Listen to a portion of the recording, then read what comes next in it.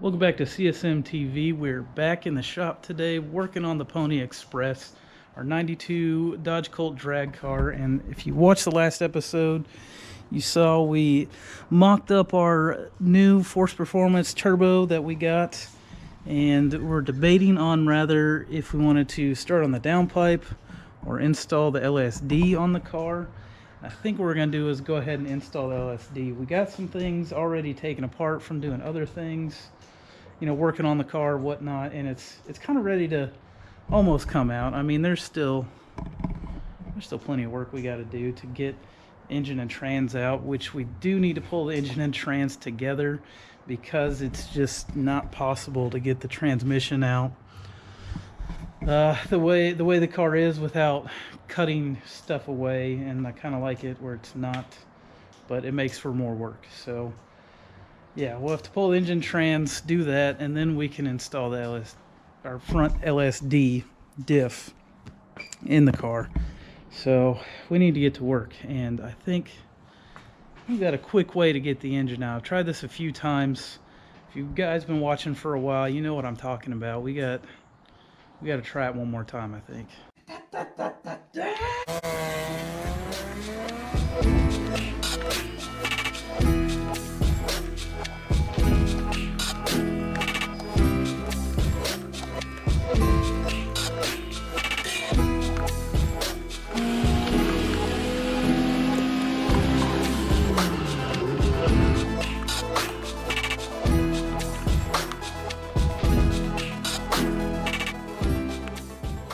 Okay, we've tried this a couple times. Try the YouTube trick of snapping our fingers to get the engine out. I can't seem to get it to work. I don't know what it is, but we'll go ahead and try to give it the old college try again.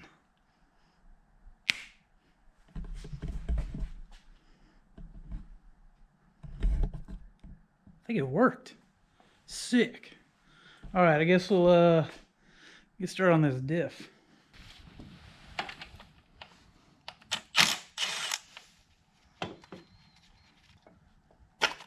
Oh, oh.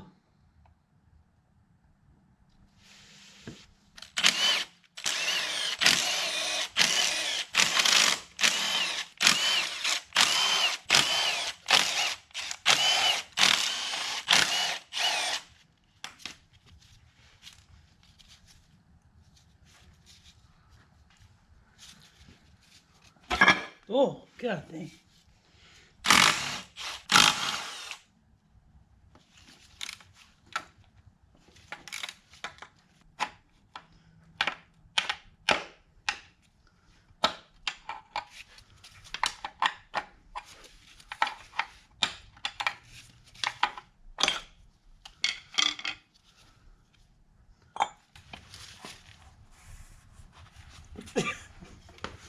I'm just gonna grab the breaker board. Huh. Just because I'm stupid.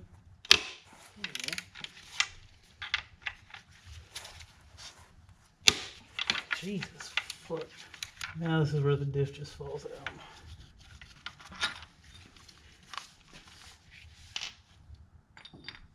out. Nope.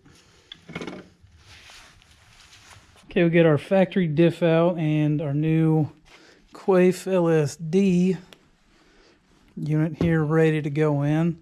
The only thing we need to do is swap this gear over to the new one. Yeah, probably. Probably, you think? We have the torque specs. The book does. The book does. Hopefully. We're going to go do that.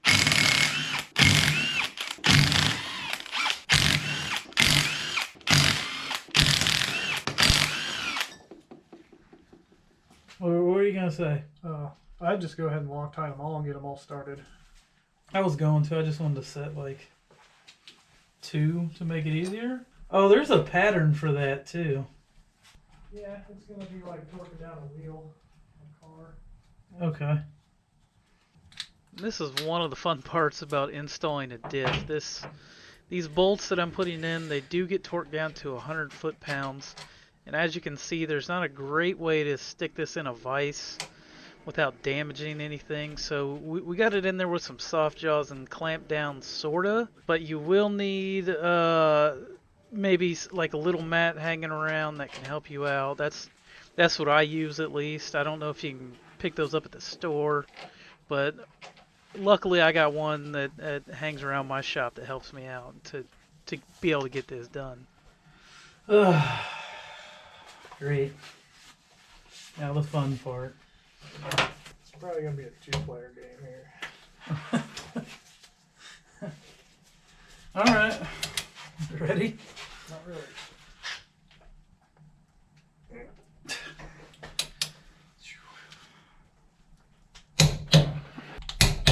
And shit.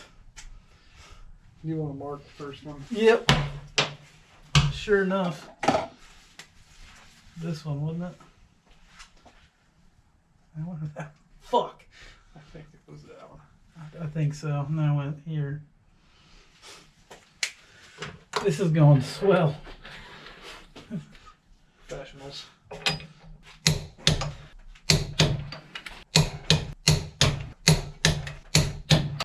Cool. Okay, it wasn't as bad. Wasn't as bad.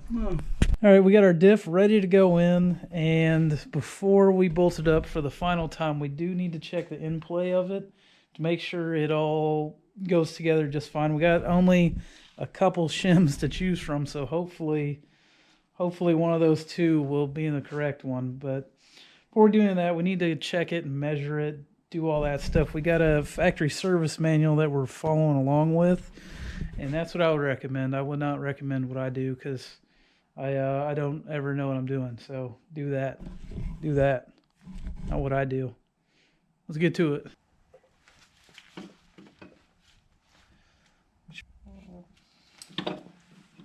Oh wait.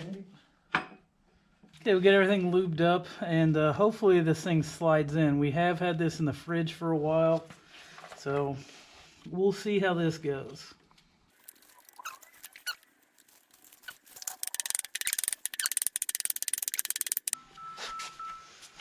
Jesus. Then you can hear me getting a spam call. Everything is snug. We'll go ahead, just torque it down 26 foot-pounds.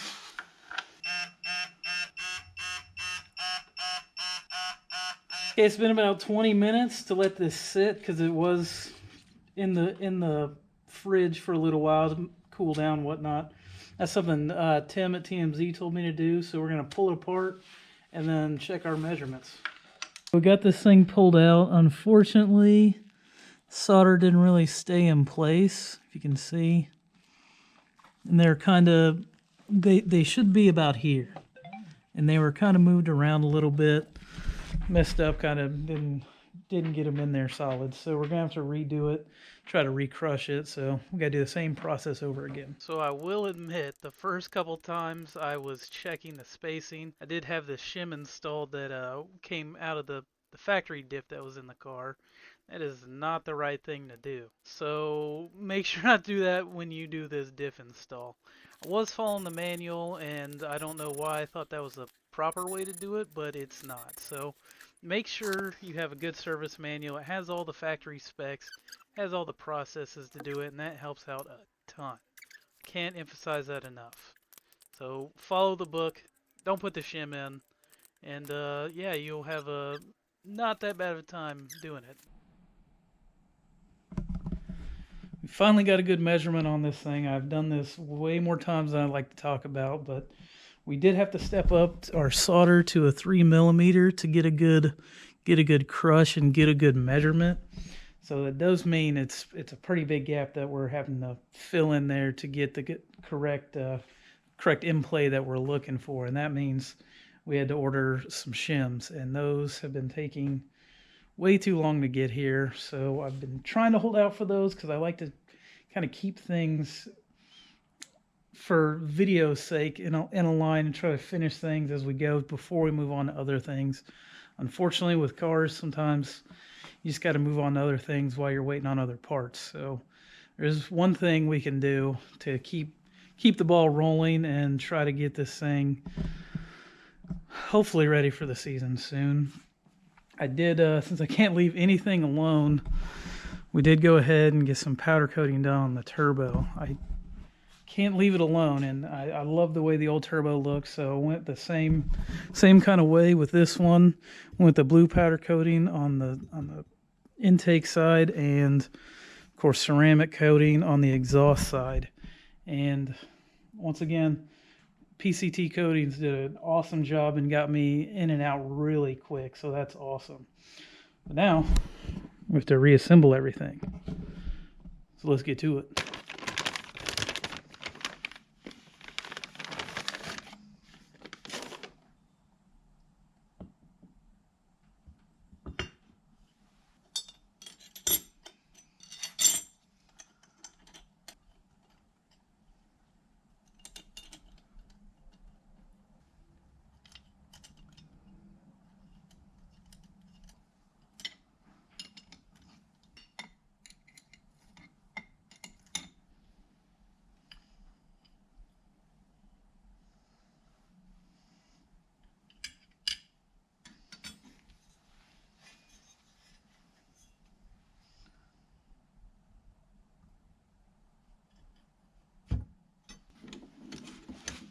Get in there and not fucking kill me. I don't think these are gonna work.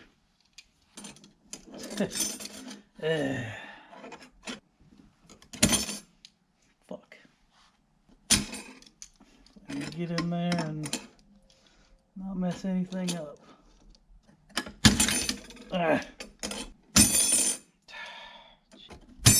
God damn it.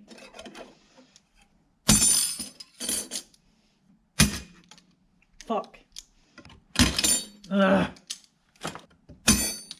Fuck you. Once again, we'll be jumping around a little bit. It's probably a good thing that snap ring was kicking my ass, because I almost forgot to install our turbo speed sensor. So I'm gonna mess with that and try to find bigger snap ring pliers or figure out something.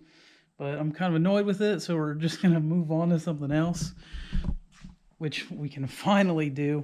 We finally got our shims that we need for our diff to install, so we can install the diff, put the engine in, do all that stuff, and I'm ready to move on and get to that. So let's get to installing this diff. Just gonna coat these boys up a little bit so they actually stick in our bearing cover and don't move around on us while we install it. Alright, ready to go. Don't forget the O-ring. Alrighty, so I can remember how to do this.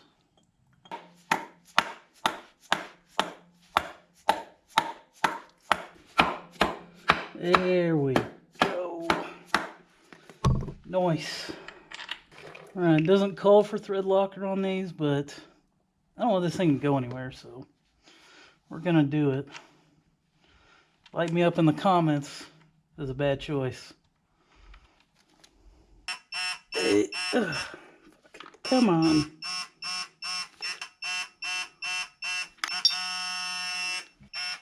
I feel like this would be easier to do with this open. Fresh gasket on here. Can figure out what way it goes.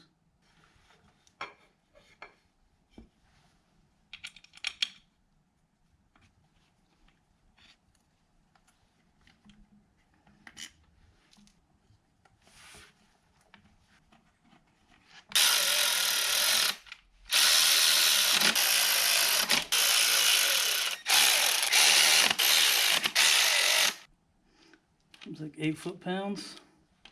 Alright, well, we got the diff in, so that means we could put the whole swap back in the Colt and start moving along on this thing finally.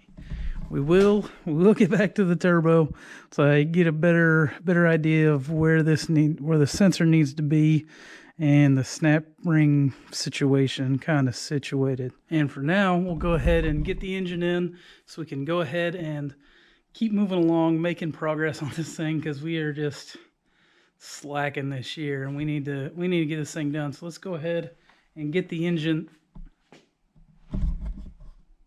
It was just right here, and now it's in the car. I'm not too sure what's going on here. There's some funny business for sure, but the engine's back in the car, so we can start actually getting everything back together and making progress finally. But this will probably do it for this video. We got more stuff to do with the turbo, some other upgrades, some more parts we're still waiting on that, fingers crossed, hopefully they come soon. We will call it good on this episode. Thanks for watching, and hope to see you on the next one.